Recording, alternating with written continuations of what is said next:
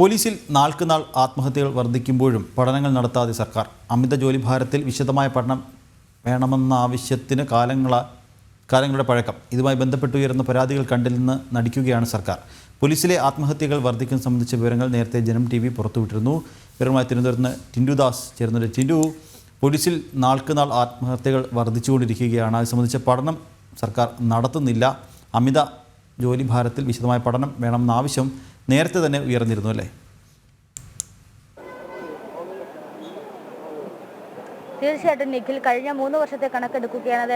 ഏതാണ്ട് 180 പോലീസ് ഉദ്യോഗസ്ഥരാണ് സംസ്ഥാനത്ത് ജോലിഭാരവും സമ്മർദ്ദവും താങ്ങാനാവാതെ ആത്മഹത്യ ചെയ്തത്. ഇതിലൊന്നും ഒരു പരിഹാരം കണ്ടെത്താൻ ഇതുവരെ ആഭ്യന്തര വകുപ്പിന് ചുമതലയുള്ള മുഖ്യമന്ത്രിക്കോ ഭരണ സംവിധാനങ്ങൾക്കോ കഴിഞ്ഞിട്ടില്ല.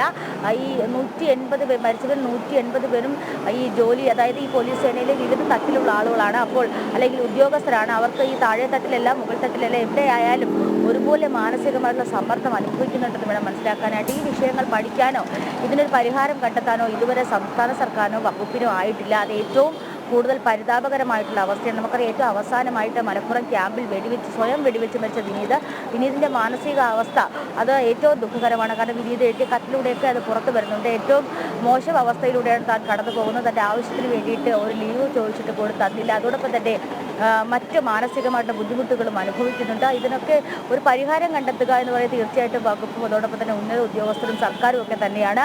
ഇത്തരത്തിൽ സമാനമായ രീതിയിൽ പത്തനംതിട്ടയിൽ ഒരു പോലീസ് ഉദ്യോഗസ്ഥർ ആത്മഹത്യ ചെയ്ത സമയത്ത് DGPയുടെ നേതൃത്വത്തിൽ ഈ പോലീസ് സേനാ അംഗങ്ങൾക്ക് യോഗ പഠിക്കുന്നതും അതോടൊപ്പം തന്നെ മാനസികമായിട്ടുള്ള വികാസം അല്ലെങ്കിൽ മാനസികമായിട്ടുള്ള സമ്മർദ്ദം കുറയ്ക്കാനായിട്ട് കൗൺസിലിംഗും കൊണ്ടുവരുന്നതുമായിട്ടുള്ള പ്രഖ്യാപനമൊക്കെ നടന്നിട്ടുണ്ട്.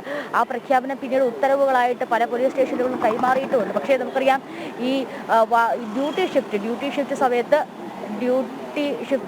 ഷിഫ്റ്റ് സമയത്ത് ഒരു തരത്തിലുള്ള അല്ലെങ്കിൽ ഇത്തരത്തിലുള്ള മാനസിക സമ്മർദ്ദം കുറയ്ക്കാനുള്ള പരിപാടികളിലൊന്നും പങ്കെടുക്കാൻ പോലീസുകാർക്ക് സാധിക്കില്ല.